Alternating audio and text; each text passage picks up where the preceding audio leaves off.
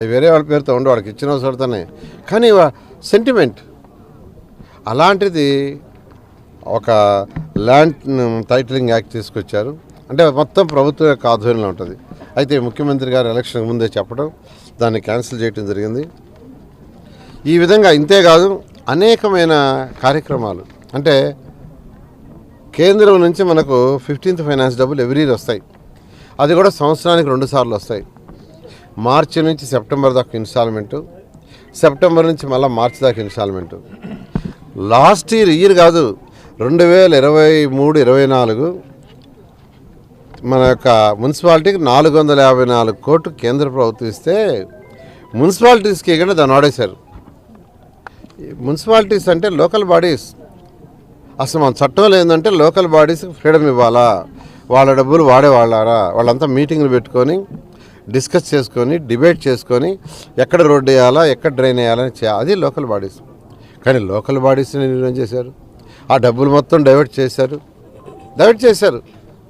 దాని దెబ్బ మన సెప్టెంబర్ నుంచి మార్చి దాకా డబ్బులు వాళ్ళు ఇవ్వాల. అయితే మేము ఈ ప్రభుత్వం రాగానే వెంటనే ముఖ్యమంత్రి గారు చెప్పాం, ఫస్ట్ 474 కోట్లు రిలీజ్ చేయమని ముఖ్యమంత్రి గారు ఆదేశించారు. మున్సిపాలిటీస్కి మనం రిలీజ్ చేశారు. రిలీజ్ చేయగానే మన ఫ్రైడే 300 కోట్లు మళ్ళీ కేంద్రం నుంచి వచ్చింది. ఈ 300 కోట్లు ఆ 474 ఒక సంవత్సరం అంటే 2023-24కి ఆ డబ్బులు మొత్తం కానీ అందులో 75% మనం వాడితే మళ్ళా మన మార్చి నుంచి సెప్టెంబర్కి అంటే ఈ సంవత్సరానికి 500 కోట్లు ఇస్తారు. నేనైతే ఆల్రెడీ ఆదేశించా మా అధికారులకి 1 మంత్లో అవన్నీ ఖర్చు పెట్టండి, ఖర్చు పెడితే మళ్ళీ మనకు 500 కోట్లు వస్తుంది. ఇట్లా కేంద్రం నుంచి మ్యాచింగ్ ఫండ్ లేనివి కూడా చేశారు. ఇలా యాక్చువల్గా ఈ వైసీపీ ప్రభుత్వం చెప్పుకుంటా పోతుంటే ఒక 100 రోజులు కావాలి. దీనికి చెప్పుకుంటా పోతే ఎంత కావాలంటే 100 రోజులు కావాల్సి వస్తుంది.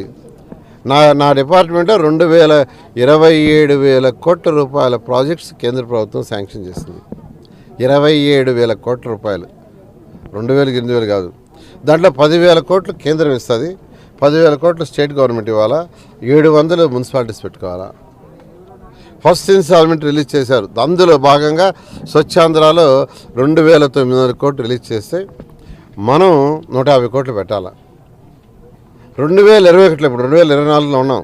2021లో శాంక్షన్ చేసిన ప్రాజెక్ట్ అది. వాడు 290 కోట్లు ఇస్తే రాష్ట్ర ప్రభుత్వం 11 కోట్లు ఇచ్చింది. ఇంక మళ్ళీ ఇవ్వాలి, వాళ్ళు ఆపేశారు. ఎందుకంటే వాళ్ళు ఇచ్చిన దానికి మ్యాచింగ్ చేసి ఖర్చు పెడితే మళ్ళీ ఇస్తారు. అదేవిధంగా ఏషియన్ ఇన్ఫ్రాస్ట్రక్చర్ ఇన్వెస్ట్ బ్యాంక్ నేను మంత్రిగా ఉన్నప్పుడు 2019 ఫిబ్రవరిలో దాన్ని శాంక్షన్ చేశా. 5,350 కోట్లు. దేనికంటే చక్కగా రోడ్లు వేయటానికి, డ్రైన్స్, వాటర్కి. ఆ ప్రాజెక్ట్ అయితే ఈ రాష్ట్రంలో మున్సిపాలిటీస్ అన్నీ చక్కగా తయారైపోయాయి. కానీ దాన్ని ఖర్చు పెట్టలా, ఫస్ట్ దాన్ని వదిలేసాకే మన జూన్లో ఏంటంటే జూలైలో దాన్ని క్యాన్సిల్ చేశారు. 5,350 కోట్లు.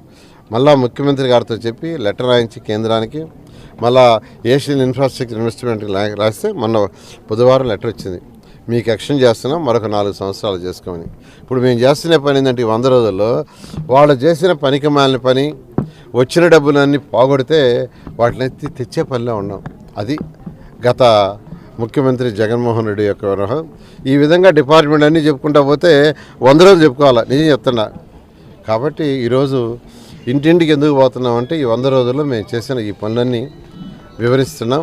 వాళ్ళు కూడా చాలా ఆనందాన్ని ఎక్స్ప్రెస్ చేస్తున్నారు. వాళ్ళు ఒకటి చెప్తున్నారు, సార్ ఖజానా ఖాళీ అన్నారు, 10 లక్షల కోట్లు అప్పన్నారు, అయినా బ్రహ్మాండంగా చేశారని ఎక్స్ప్రెస్ చేస్తున్నారు. ఇదంతా మా ముఖ్యమంత్రి గారికి ఉన్న ఆయన ఎక్స్పీరియన్స్తో ఇవన్నీ చేస్తున్నారు. Thank you.